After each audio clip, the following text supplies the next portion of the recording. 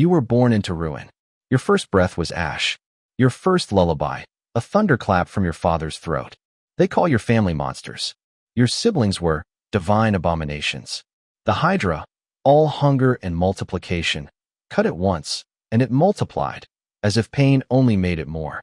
The Chimera, stitched from nightmares, fire in its breath and madness in its bones.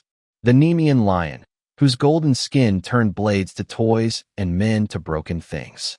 And Cerberus, your brother. 3 heads, perfectly aligned, each one a sentinel of death, chosen by Hades before he even finished growing. And then there was you. 2 heads, uneven, unclear, too many to be normal, too few to be legendary. When you looked in the black water, one head bared its teeth, eager to belong. The other just stared back, confused, tired. You tried to growl like the others. One head snarled. The other winced. Your body followed both commands and none at all. You watched them play in violence. Hydra heads tangling in cruel laughter. The Nemean lion incinerating boulders to impress Typhon. Cerberus standing tall, perfectly still, already a guardian. And you? You padded behind them. As a background. You brought your mother a bone, dropped it at her feet. You yipped, once softly, like a pup asking to be seen. She steps over you. She praises Hydra instead, the one who bleeds correctly. You barked at your father, loud as you could, both heads trying to roar. He passes by. His praise thunders for Cerberus. So you try harder.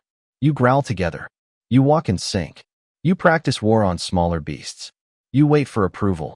Then came the day Cerberus left. Hades summoned him with a silent gesture. Even the shadows followed him, like they knew his name. No one summoned you. When Geryon arrived, you weren't chosen.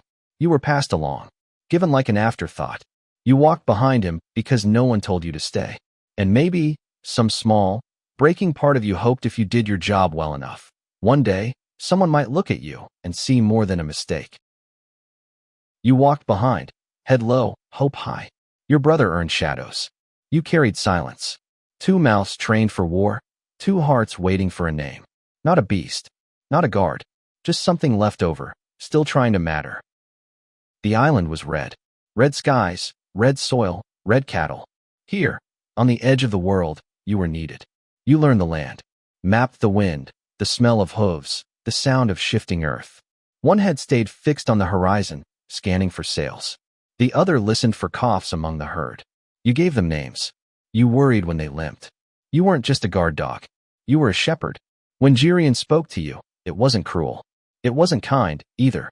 But it was something. Commands. Tasks. The tone you imagined a father might use, if you squinted hard enough. And you followed. Because you were good at it. Because, for the first time, you didn't feel like a mistake. Because this small duty gave shape to a shapeless life. You were keeping cattle safe. And people. And sometimes, you thought, maybe the scale of a duty doesn't matter. Maybe worth is just doing it anyway. The first time raiders came ashore, they expected a beast. What they got was silence. Stone traps. Forced paths. A monster who could think. You drove them where you wanted them. Herded them like your cattle, and ended it cleanly. When it was over, Geryon placed a hand across both your heads. And somehow, it was more than anything Typhon had ever given you. You had this place. This duty. This quiet, fragile pride. You didn't need to be a legend. You just wanted to be worth keeping. You counted hooves. You studied wind. You made a home from red dust and routine. No one carved your name in stone. But one hand rested on both heads. And for a breath, you felt whole. You heard it before you believed it. A whisper from a traitor. A name, spoken like fire. Heracles. The gods had sent a storm wearing skin. A man who crushed monsters like flies. Hydra gone. Nemean lion, broken. Even your brother Cerberus, dragged screaming toward daylight. You stopped sleeping. The ocean became your enemy. Every wave a drumbeat of approaching footsteps. Every gull's cry, a warning. You walked the perimeter until your paws bled. Vigil on the cliffs, shepherd in the pastures. Your heads moved with one mind. You turned fear into preparation. You turn your eyes to the cliffs. The tide. The gull cries. You begin to map the wind. Count the crevices.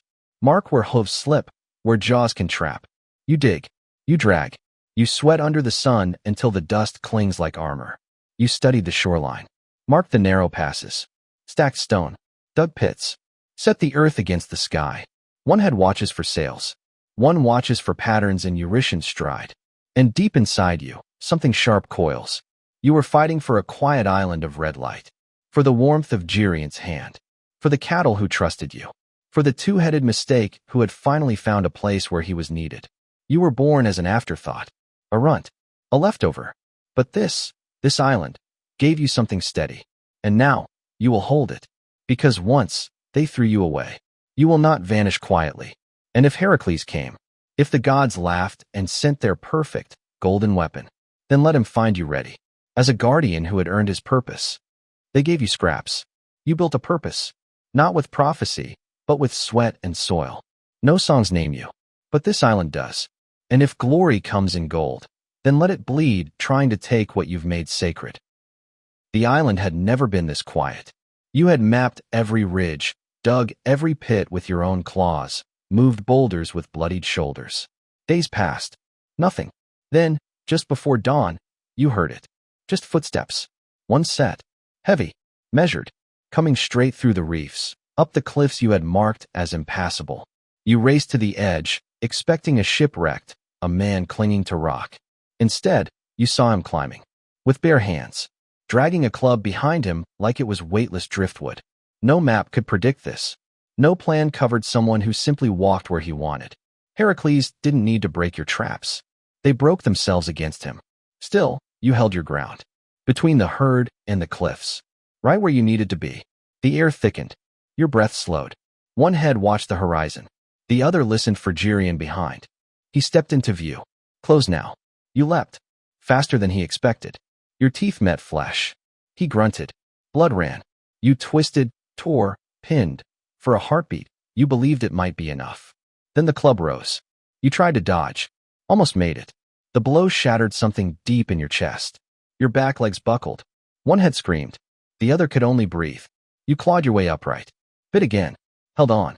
Because if he got past you, everything you had mattered less than nothing. A second swing. Your vision spun. One eye blinded. A tooth skittered across the rocks. Still, you moved. It was loyal. Pure and whole. The third blow came fast. And everything stopped. Skull cracks. You twist your wounded body, blood pouring into sand. One head lifts, and lets out a single, sharp, guttural bark. A warning. A farewell. Your final act. Then the sound vanishes. Then the sky folds. Then the world goes still. He stepped over the body as if it were a fallen branch. Behind him, blood seeped into the dust. It soaked into the earth that Orthrus had guarded, as if even the land itself refused to remember.